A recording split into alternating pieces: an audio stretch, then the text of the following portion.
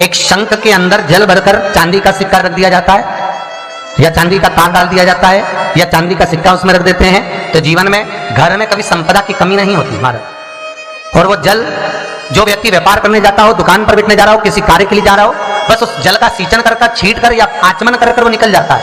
वो चांदी पड़े हुए जल का आचमन कर सींचन कर वो निकल जाता है तो उसका कार्य सिद्ध हो जाता है। अब व्यवहारिक भाषा में अगर हम लोग कहते हैं, कई लोग एक दूसरे से कह देते हैं बताओ उसने उसको साला कह दिया। साला कह दिया मतलब जैसे गाली दी। गाली शब्द संबोधन नहीं है, अर्थात भगवान विष्णु को पांचजन्य शंख का आनंद सुख प्राप्त है। भगवान विष्णु कहते हैं कि मुझे अधिक प्रिय है। क्यों? क्योंकि लक्ष्मी का भ्राता भी है, लक्ष्मी का भाई भी है शंख, तो उसमें मेरी प्रीति है, उसमें मेरा आनंद है। कोई आपसे अगर पूछे कभी जीवन में कि ये साला का जो संबोधन है ये कहां से आया, तो आप कह सकते हैं कि मंथन के समय पर समुद्र का जब मंथन हुआ था, उस मंथन में जब लक्ष्मी प्रकट हुई थी, लक्ष्मी के प्राकट्य के बाद में जो पांचजन्य शंख साला प्रकट हुआ था, पांचजन्य शंख उसका नाम ही था पंचजन्य शंख साला। जो शंख प्रकट हुआ था भगवान विष्णु को वो अति प्रिय हुआ था क्योंकि वो लक्ष्मी के साथ में प्रकटा। उसी तरह भगवान शिव की जो प्रीति है, भगवान शंकर का जो आनंद है वो बेलपत्र और शमी पत्र में। बेलपत्र और शमी पत्र। एक निवेदन सभी से रहेगा, कभी जीवन में मौका मिले और 12 महीने हर महीने शिवरात्रि आती है, ऐसा कोई महीना नहीं होता जिस महीने पर शिवरात्रि नहीं हो, प्रत्येक महीने शिवरात्रि आती है। तो निवेदन रहेगा कि चंदन की 3 बिंदियां लगाकर, डंडी के भाग पर इत्र लगाकर प्रत्येक महीने शिवरात्रि आती है। प्रत्येक महीने आप व्रत करें ना करें, आप उपवास करें ना करें, वो आपकी मर्जी है, पर इत्र या तो उंगलियों पर लगा लो और डंडी पर सम पकड़कर शंकर के शिवलिंग को समर्पित करो। महाराज प्रत्येक महीने शिवरात्रि आती है, केवल 1 वर्ष का नियम ले लो कि मेरे को शिवरात्रि पर भले मैं व्रत नहीं करूंगी, उपवास नहीं करूंगी, भले मैं दान करूं ना करूं, पुण्य करूं ना करूं, सत्कर्म करूं ना करूं, पर जो तुम्हारी कामना है उस कामना को लेकर केवल हाथ में इत्र लगाकर 3 चंदन की बिंदी लगाकर किसी भी एक शिव मंदिर में 1 बेलपत्र समर्पित करूंगी। बस अगर आपने नियम ले लिया, 12 महीने की शिवरात्रि का अगर आपने नियम लिया है तो आपकी जो मनोकामना है वो बाबा धीरे धीरे अपने आप पूर्ण करना प्रारंभ कर दे। पर एक नियम लेकर चलना।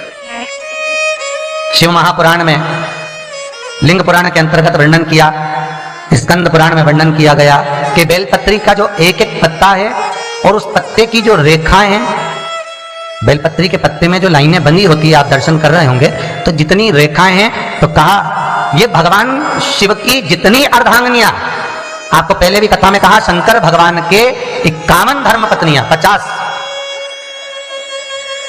उमा, चंद्रघंटा, कुष्मांडा, कात्यायनी, स्कंदा, ये जितनी पहले हुई और अपने प्राणों को त्यागते त्यागते त्यागते त्यागते फिर पार्वती के रूप में जो प्रकट हुई, तो कहा मध्यस्थ जो बेलपत्र का भाग है, बीच की जो पत्ती है, ये भगवान शंकर की जो धर्म पत्नियां हुई हैं, वह भाग माता स्वयं जगज्जननी जगदम्बा पार्वती उस मध्य भाग में विराजमान होती है, उस बेलपत्री के मध्य भाग।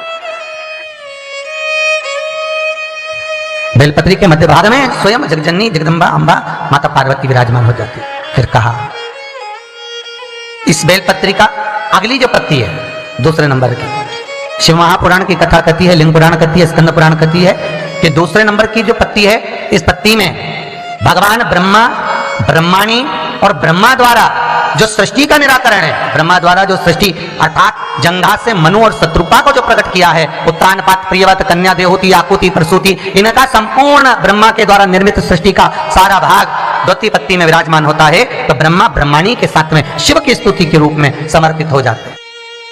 तृतीय भाग, तीसरी पत्ती का जो भाग है महाराज, शिव महापुराण, लिंग पुराण, स्कंद पुराण कहती है कि एक पत्ती संसार में जन्मे हुए मनुष्य का जो भाव है, संसार में जन्मे हुए मनुष्य का जो दृष्टि गोचर है, संसार में जन्मे हुए मनुष्य का जो दृष्टि है, उसकी चित्तवृत्ति है, उसका मन है और उसकी कामना, उसका भाव तृतीय पत्ती में विराजमान होता है, जो भगवान शिव को समर्पित होता है।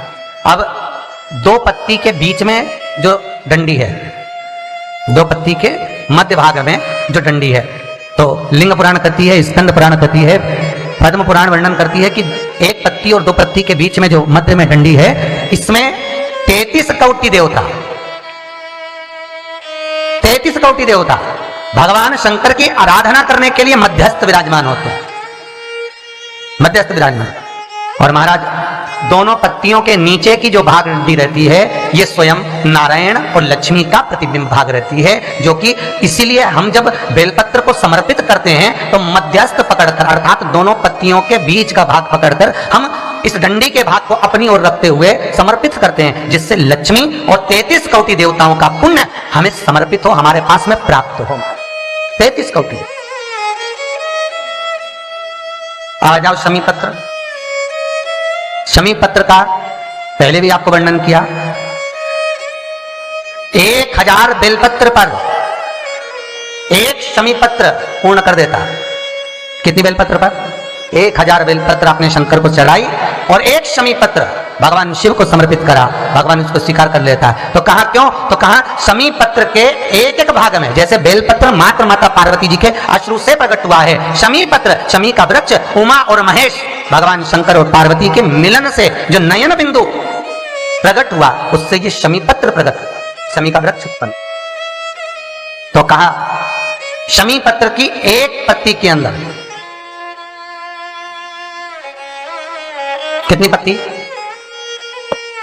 और एक पत्ती निकालो शमी पत्र।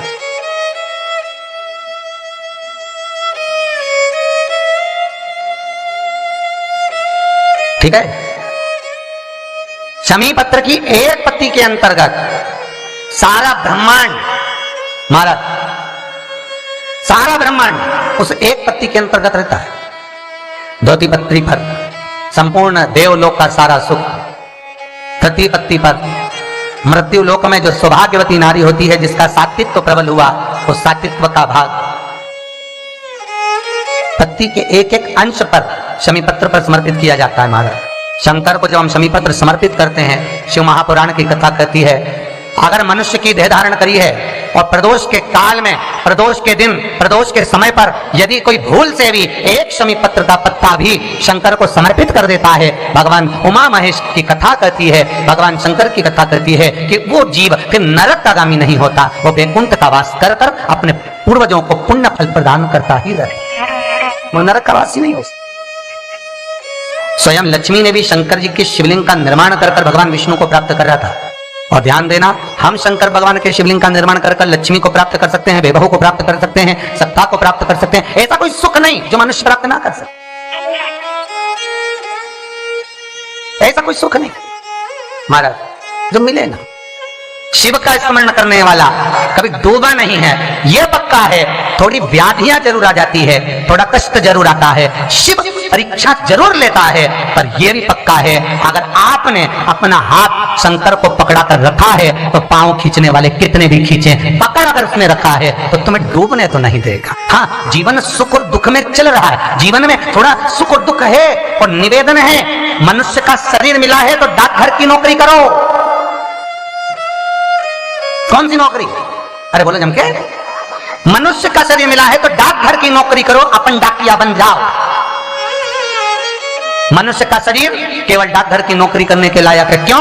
क्योंकि डाकघर वाला जो डाकिया होता है, डाक देने वाला होता है, उसके बैग में शादी की पत्रिका भी रहती है, उसके बैग में शोक पत्रिका भी रहती है, उसके बैग में खुशी की पत्रिका भी रहती है, तो उसके बैग में दुख की पत्रिका भी रहती है, उसके बैग में जन्म की पत्रिका भी रहती है कि किसी का जन्मदिन होने वाला है, उसके बैग में मरण की पत्रिका भी होती है कि कोई मर गया है तो शोक पत्र भी है। डाक देने वाले के बैग में हर तरह की पत्रिका रखी होती है। और ईमानदारी से बोलो, डाक देने वाले को कभी लगता है कि मुझे खुशी होगी, लड्डू मिलेगा, पत्रिका मैंने शादी वाली दी है? नहीं, उसको कभी लगा कि मैंने दुख वाली पत्रिका दी तो मुझे दुख होगा। डाक देने वाले को ना तो सुख से मतलब होता है ना दुख से मतलब होता है, उसे तो केवल पत्रिका देना है। उसी तरह मनुष्य का जो शरीर मिला है, इस शरीर के अंतर्गत सुख की पत्रिका भी है तो दुख की पत्रिका भी है। बस हमें याद रखना है कि हमें डाकघर जैसी नौकरी करना है कि पत्रिका देते जाना है, अपना कर्म करते जाना है और सुख दुख के भान में हमें नहीं पड़ना, हमें नहीं ज्ञात होना, हमें तो नौकरी अच्छी कर बस करे। श्री शिवाय नमस्तुभ्यं, श्री शिवाय नमस्तुभ्यं, श्री शिवाय नमस्तुभ्यं। हेलो दोस्तों, श्री शिवाय नमस्तुभ्यं। हमारा वीडियो पसंद आए तो लाइक करें, शेयर करें एंड सब्सक्राइब करें।